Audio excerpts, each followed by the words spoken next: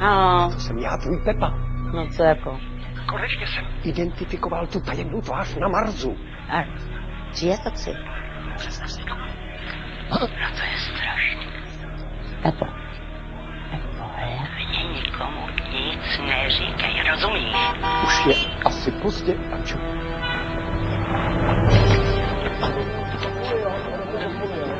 Neuvěřitelný objev dnešní noci udělají. Říci, že se jedná o malý krok pro člověka, ale Ano, či ne? rozluštíme hádanku dnešní noci. Jsme zvědaví. Pokusíme se to zjistit. Pojď, jste první člověk na světě, který rozpoznal, koho spodobňuje ona slavná tajemná tvář na Marsu. Kdo je to? Radši se snad podívejte sama, já bych nechtěl. Moment. Pane bože, on o tom mluví. Jsou potřeba ve prospěch této země, této země. Budeme schvalovat i třeba z komunisty. A kdyby tady spadli Marťani, tak je budu schvalovat z Marťany. Prostě Kde se takový... pro boha na Marsu ta absurdní podobizna vzala? Teď je to rudá planeta, tak se mu tam asi líbí, ne? Uvidíme. A vy se to dovíte na www.paroubeknamars.cz.